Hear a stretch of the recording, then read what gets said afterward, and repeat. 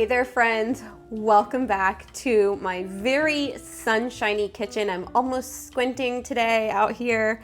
We are going to tackle some meal prepping today. I've needed to do this. Honestly, most of the larger meal preps I film, and you all know I haven't really posted one for a little while. And some of these things are gonna be kind of refilling my pantry. Things that I would count as pantry items would be things that I try to keep on hand most of the time. What we're gonna start out with is a little bit of coffee. Gotta have that on these meal prep days for sure. The sun's gonna be shifting as I'm working, so you'll just have to see all the sunlight as it peeks through, which is really nice because we've had temperatures as low as 0 Fahrenheit, and so it's just been cold. We're gonna start out by making a nice breakfast, sort of a casserole, and in the bottom of it, I like to put the hash browns. I had to think of what it was called for a second. Hash browns. And you of course can buy these at the store. A lot of them have additives. The main one that I don't like is whenever they add in like vegetable oil to help make them more crunchy. So to get around that, you can make your own really easily in a freezer prep sometime soon. I would really love to be able to freezer prep a bunch of hash browns so that they're ready to go for me in my deep freezer, but I don't have that today, so we're just gonna prep these up right now for the casserole. So what I'm gonna do is peel all of these potatoes. I just really guessed about how much I would want in a 9x13 pan. So I'm gonna work on peeling those up. And then I have my little Dutch oven over here heating up with water in it. And what we're going to do is take a strainer. Now, you may have to either look in your cupboards, or if you don't have something like this, you might need to go and find something like this. So I know that this strainer I have fits inside of here. And the reason for this, there is a way to do it without using this, but the reason for this is you really want to remove these as fast as you can once you're done blanching them and put them into a bowl of cold water. And to do that really fast, it's nice to have something like this. To do it without something like this, you can use a slotted spoon or a smaller strainer to scoop them out, but just know that a lot of your shredded potatoes are gonna get over blanched or basically cooked at that point. And so it's just easier to be able to have something that you can instantly remove everything at one time. This is what I'm gonna be using today for all of this. And we're just gonna blanch them for only about 30 seconds to a minute. And since it's such a short time and they're such small pieces of potatoes, that's why I like to have something that I can remove them all very, very quickly. So we're gonna pull out the food processor to throw these potatoes in and blend them up really fast so we don't have potatoes turning brown on us, and we'll have some nice hash browns whenever we're done with this that we can put in the bottom of our breakfast casserole. In our household, I find breakfast foods to be something that has to be a staple. We're a busy family, and having breakfast pre-made for us is almost key to our household running smoothly. So breakfast is a pantry staple for me. Okay, while I'm thinking about it, I'm also going to start preheating my oven because obviously once we have this together, we're going to bake our breakfast casserole. So I have a smaller shred. This is probably throwing some really bad glare, but this is a smaller shred. I'm gonna go for the larger of the two and just throw these through, and then we're gonna need to put water in here right away before this turns brown until my water is at a full boil. Hey friends, as we are heading into this new year, I know that I've been making a mental list of my New Year's resolutions, one of them being getting more sleep in my new year. I want to try to get to bed a little earlier and just really rejuvenate myself with something like sleep, enough sleep.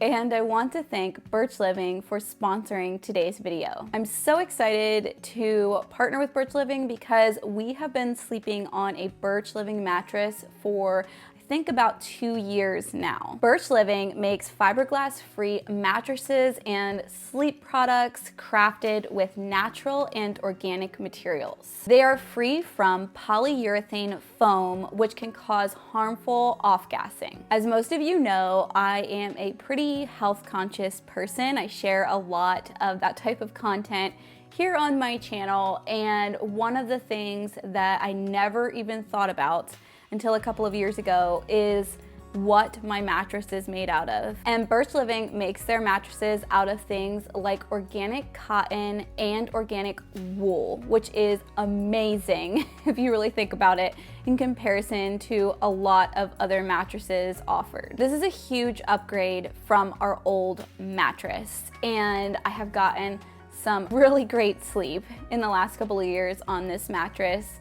And the other thing that we had issues with our old mattress was just getting really hot.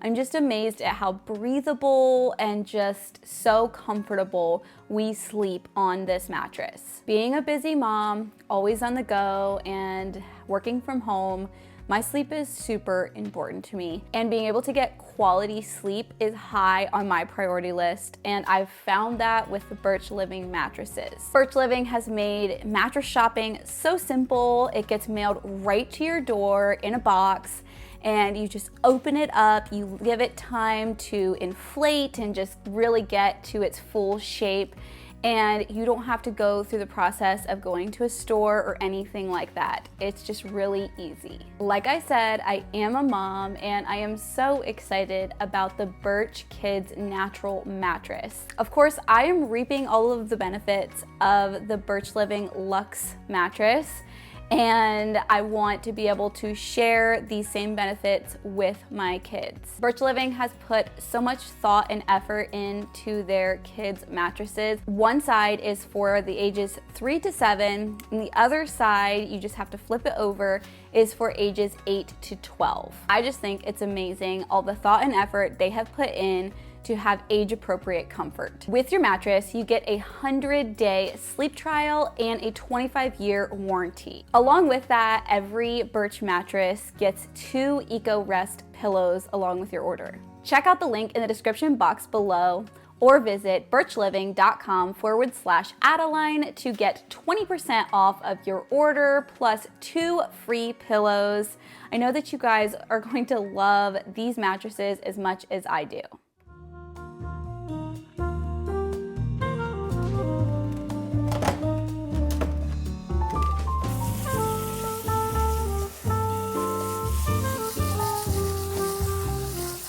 Okay, our water is at a rolling boil here, which is exactly what you want to see. I'm hoping I have enough water in here. In this bowl over here, I have cold water, and we're gonna put them right into that as soon as they come out of this boiling water.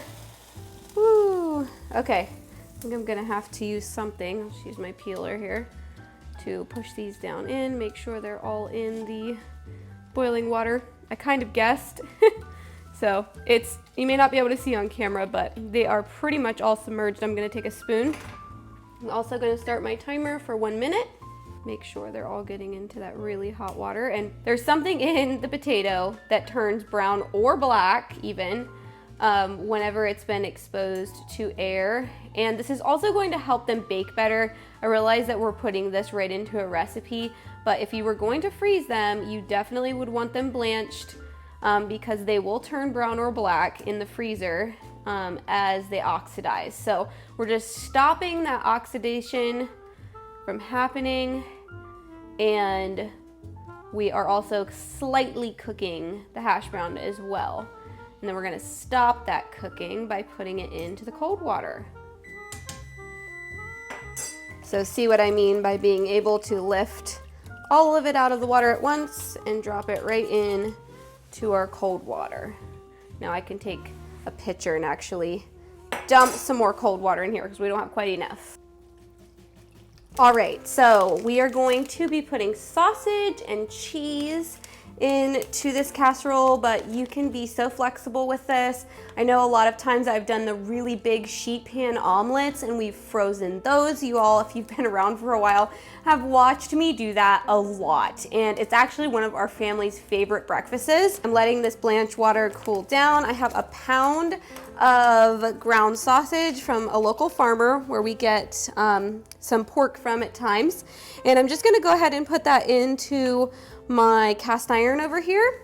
And we're gonna fry that up. There is nothing in this sausage, so I'll probably just add in some salt and pepper, maybe a little bit of herb, but there's no seasoning in this sausage. We like to put our own good mineral salt into our meat if we can, so I will often request that they don't put any seasoning in it for us. I also left out the food processor back here because I am going to shred up some cheese for this casserole.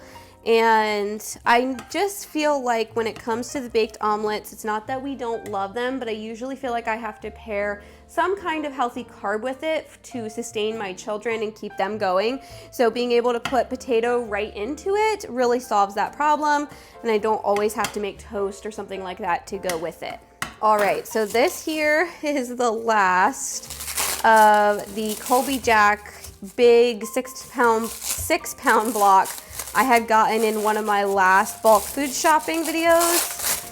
A lot of you saw that. And so this is the last of it. I'm just gonna use it up in this casserole and just going to cut it so that it fits into my food processor chute a bit better. But I'm so happy with myself. None of this, went bad or anything like that. We made good use of this really inexpensive block of cheese. It was very large at the time.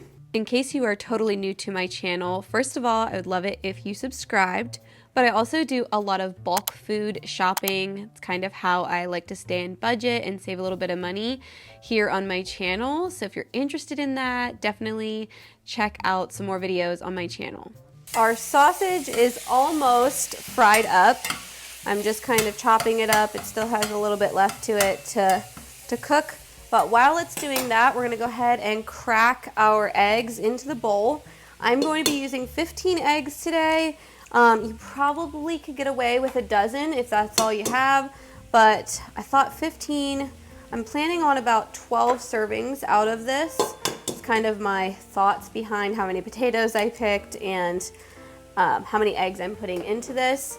So I'm going to put these in here, and then my little secret and what my children know how mom makes very fluffy scrambled eggs is I put a little bit of sour cream in them. I know some people like to put milk, but I just think sour cream makes them so creamy and fluffy and just yummy. I learned that a couple of years ago and have been doing it ever since. So just gonna put that in here and probably some onion powder and a little bit more salt and seasoning, I think, just to give it some nice flavor. Something that I want to encourage all of you to do is to work with what you have in your pantry. I think a lot of times whenever we look at different styles of cooking or new recipes that we run across on Pinterest, they're fun and they're interesting, but we don't always know if our family will like them, or we have to go purchase a lot of new ingredients or things that we don't even think we'll use all of it. So I just really recommend exploring ways to use things that you know your family already enjoys, but maybe make a new recipe out of it, or things that you have in your kitchen, in your freezer, in your refrigerator. Use substitutions and see what you can make out of what you already have. Just get creative. I promise that it will pay off and you will end up with more recipes that your family enjoys out of ingredients that you already know they like. All right, we are now ready to layer everything in here.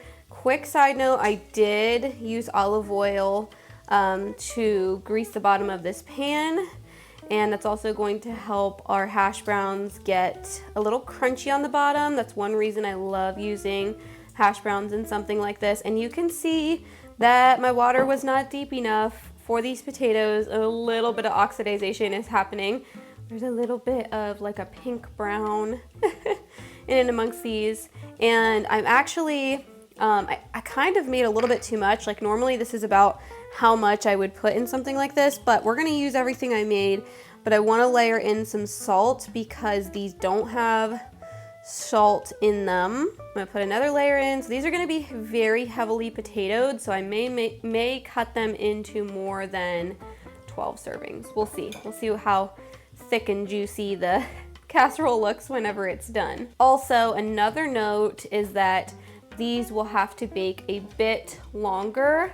I will put the baking time on the screen right now, so if you're listening while you're cooking or you want to make a note of it, I will tell you how long I did end up baking these for. Next, I'm layering the sausage in. You can use bacon, you can use turkey sausage, you could use turkey bacon, you could use beef if you wanted to. Doesn't really matter, but it just gives another little boost of protein along with the egg and of course some yummy flavor. It just so happens that we have a lot of sausage, so I'm trying to find ways to use it creatively. Before we top it all off with the cheese, I'm just gonna pour the egg mixture in over top of this. Now this is no specific recipe, like I said, this is just my simple way of making a breakfast casserole with hash browns. Before I put the cheese on, I'm going to kind of try to even everything out here. Everything's better with cheese. And for those of you that can't have cheese, I'm sorry. I send my sorry today. I have been through phases of doing dairy-free in my life, and it is one sad thing to miss from your diet for sure. And into the oven we go. All right, friends, it is getting super warm in this kitchen between the sun and the oven being on. But the next thing that we are going to prep is some granola. That is definitely a pantry staple. You can store it in your actual pantry if you want to. But most of the time, I actually like to keep it in the freezer because it keeps it very long. Plus, who doesn't like really cold milk and some cold granola with some frozen strawberries? Sounds so good. So let me get a big bowl out and we'll get this started. All right, this is a recipe I like to call honey granola. I will leave it in the description box below. It's kind of a mismatch of some different granola recipes. You can really kind of play with it. For example, I don't have any nuts in my pantry today. I didn't realize I don't have any. A lot of times I like to pull something that I have around and just throw it into this. But today I don't have that available to me. So I'm just going to replace the cup, I think it's a cup. Yeah, a cup of chopped nuts with just another cup of rolled oats. And what I discovered this past year in making this recipe up is that honey really makes granola have this like very luxurious, yummy texture. Kind of gives it chewy, but kind of can give some crunchy areas as well. And it's just so delicious. Plus, honey just tastes good in a granola anyways. And I used to really make it with a lot of maple syrup, but I just found that we like the honey combination a little bit better. 5, I'm counting in my head. 6, normally it would just be 6 cups of rolled oats, but we're gonna do 7. Since we don't have the chopped nuts. By the way, I'm gonna pause in the middle of this right now and talk about these scoops because every single video I show these scoops in, someone asks me where I got these wooden scoops.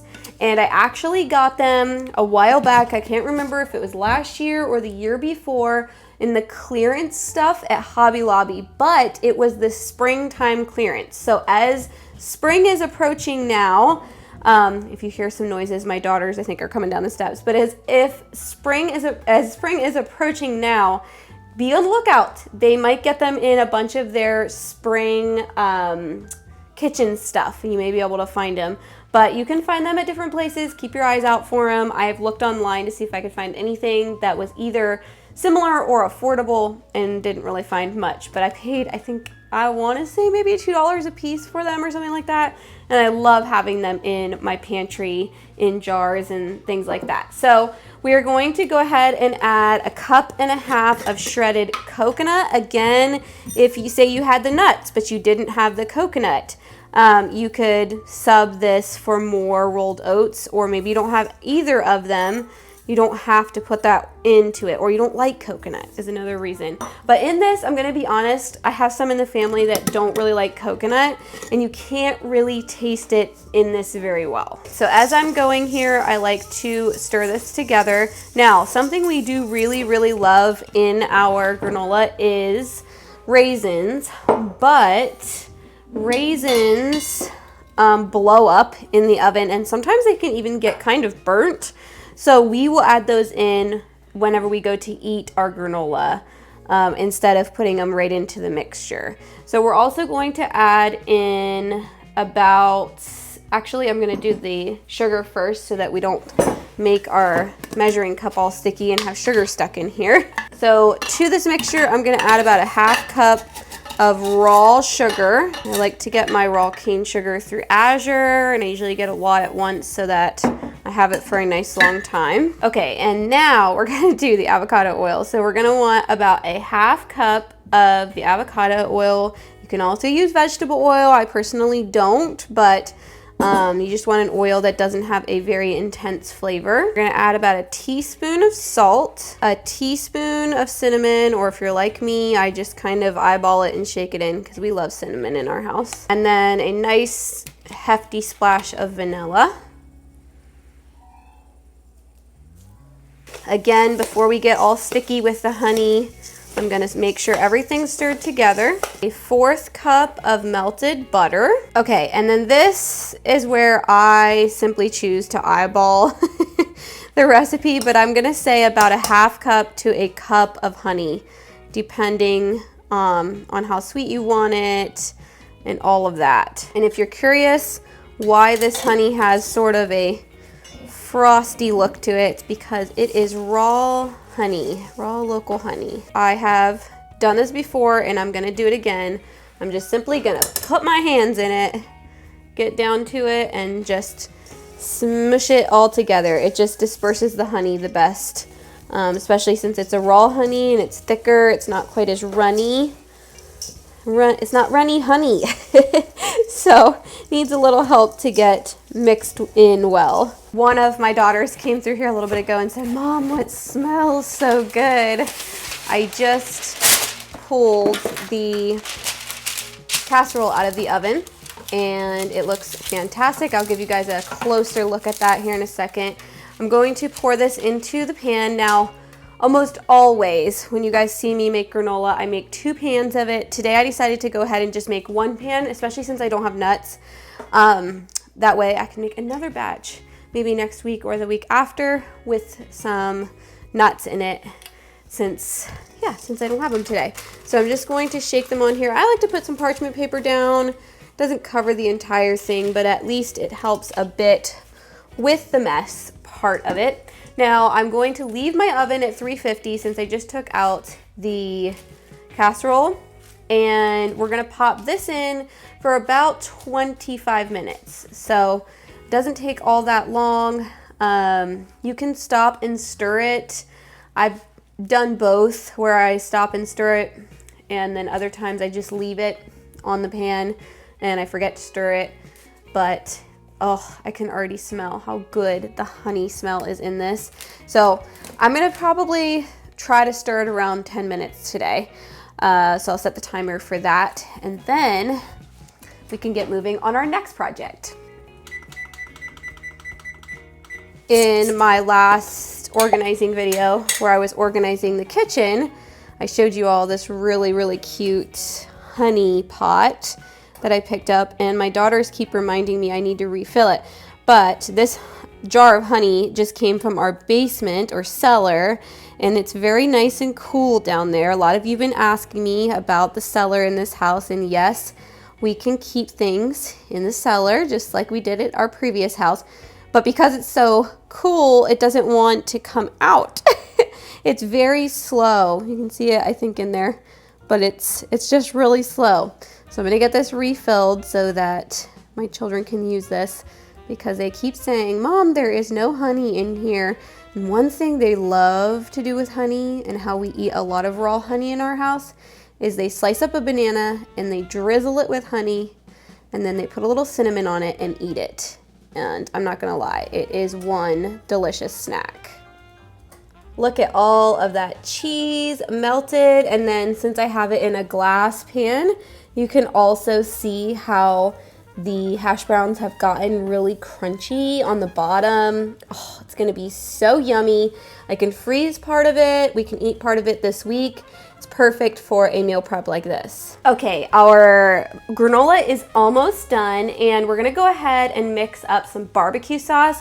This is something that has become a pantry staple for me in the last couple of months. My timer is about to go off. And it's something that's so simple to make. My family prefers it over store-bought barbecue sauce. In fact, I actually had bought some, or had some not that long ago, that was not my homemade, and I heard some complaints. They were not liking it as much as my homemade barbecue sauce. Now, the only cheater in this is that you are using some ketchup, but I do like to use the organic ketchup because it does not have any corn syrup in it. So it's just tomatoes, sugar, vinegar, and salt, onion powder, and then a few other spices. And all of them are organic in this. So that is fantastic. I have it in my nice little planner book that I showed you all in this video.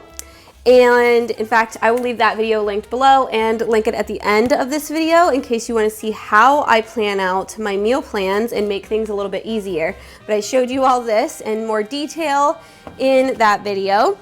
And so I have it written in here. So we're gonna try and do a double batch, and that's 1.5 cups of the homemade ketchup, the store-bought ketchup to make the homemade barbecue sauce. And we're gonna measure everything into this. This is so easy to do, and I've actually tried some more complicated recipes for barbecue sauce, and this one is the easiest, and we seem to like it the best. We're going to add 1.5 cups of brown sugar, 1/2 cup of apple cider vinegar. The great thing about this is that it lasts a really long time in the refrigerator. I think the original recipe I had followed, which I'll leave linked below, said about 2 weeks, but honestly, with the vinegar in it and the brown sugar, it probably could last longer than that. But to be safe, if you want to follow the instructions, we can call it 2 weeks. Adding in about 1 tablespoon of mustard, 2 teaspoons of smoked paprika. I think this is one of the things that gives it that really delicious flavor. 1 teaspoon of onion powder and 1 teaspoon of garlic powder,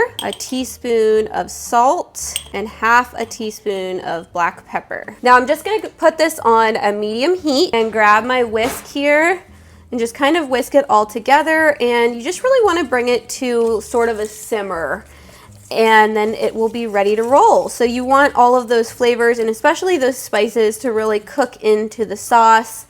And then what I like to do is store this in a mason jar with a sealed lid in the refrigerator, and we just pour it out of that. You could always put it in a squeeze bottle, especially if you have smaller children that are going to be using it. And it's not a spicy barbecue, so it's pretty family friendly. Everybody really enjoys it. So I'm just gonna let this sit over here and simmer while I pull out the granola. I love to let this in until you see some of the darker brown in it, because that means that there's gonna be some toasty, crunchy pieces.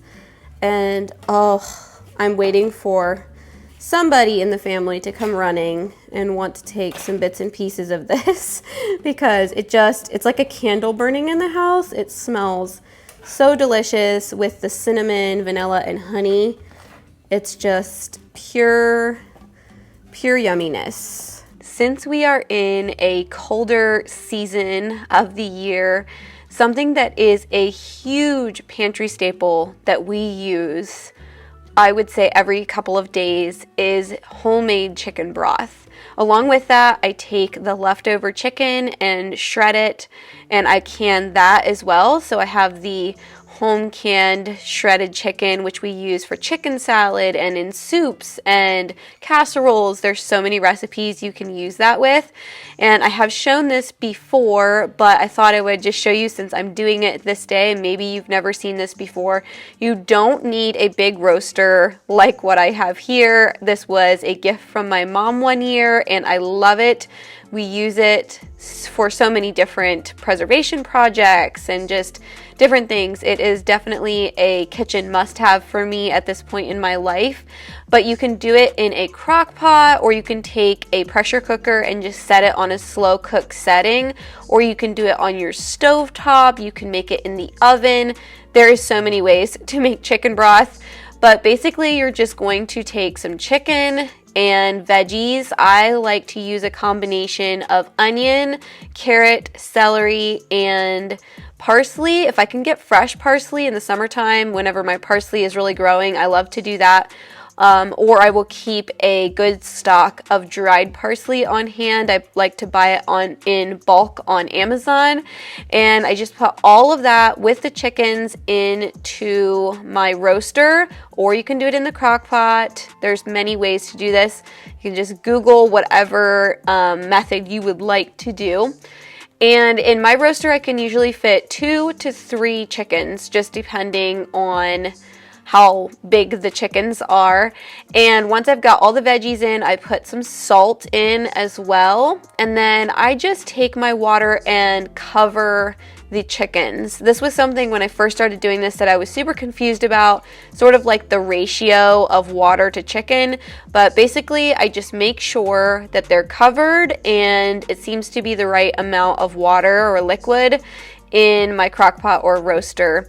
And then since I was going to be working in the kitchen some more this day, I actually just lifted this heavy roaster and I put it in another room of the house, since it didn't necessarily have to sit on the countertop to cook. And then you're going to let that on a very low heat for I like to go about 12 hours to get a nice rich chicken broth. Now, the next thing we are going to do is tackle another breakfast item. I like to make my bacon in the air fryer. Some people have questioned why I do this, and I think it's kind of interesting because there are a lot of air fryers out there that actually have a bacon setting. Some people, I think, thought it would somehow be a fire hazard or something like that, but a lot of companies recommend making bacon in the air fryer. We love the crunchiness that it brings, and it just seems to cook the bacon very evenly. Plus, it saves a lot of mess in my kitchen, which I love. So, what are we creating here? We are going to be making some breakfast quesadillas. And this idea kind of came to me because we eat a lot of gluten-free things in our house, and it's really hard to find gluten-free wraps that are large enough to make a burrito out of. If you are someone that eats gluten-free, you know the struggle is real. So the wraps that are generally offered that are gluten-free are a lot smaller, and we love breakfast burritos in our house. So I decided the solution is to make breakfast quesadillas. So I sliced up the small bell peppers, which are an absolute favorite in our house. Everyone loves them. We eat them raw, we cook them. They're so sweet and delicious. And I'm gonna have the bacon in these as well. And then I'm going to go ahead and make up my sour cream scrambled eggs, kind of like I was explaining with the breakfast casserole. I just put some salt, some eggs, and sour cream in a bowl, and I'm just gonna whisk them up really well. Next, I'm going to put some butter into my large cast iron skillet, and I'm just going to scramble up these eggs. And I think it's amazing that we've had our cast iron for as long as we have now. We have 2 of them. That's all I use. I don't use any other cookware. Frying pans, I guess, would be the right way to say it. And they are so quote unquote non-stick at this point. It's just amazing how well I can fry things and they don't make a huge mess. So I'm going to be using the spinach and herb gluten-free wraps, and I'm starting out by putting some cheddar cheese on the bottom, and you're going to notice me very strategically placing the ingredients, and that's for a reason, because I want these to melt together really well. So they have to have cheese on both the bottom and the top so it holds together, and it's something that can be a handheld food for my family to eat, especially on busy days. These are so convenient, and to be honest, these were a smashing hit in our household. We love these. They were so delicious, and oh, just so good. I did put it to a little less than a medium heat just to give that cheese time to melt, and then I used some olive oil in the bottom of the pan to fry them up, but you don't want it to brown too quickly. So I would not recommend using butter to melt these. You definitely want an oil that can hold a little more heat, like olive oil or avocado oil. And then I used my cast iron sandwich press. This is such a great investment. I will leave it linked below. It's very heavy and it works great. You don't even have to use it in a cast iron, but the press itself is made out of cast iron. As much as I wanted to show you all the process of canning the chicken broth, I'll leave a video linked below on how to do that. I've filmed it a couple of times before, but I was actually fighting a really bad head cold this day and was just not able to push through and film the canning portion of the chicken broth. So I hope that this video inspired you. If you're new here, don't forget to hit that subscribe button. I love chatting with you all in the comments, and I will see you all in my next video. Thanks so much for watching.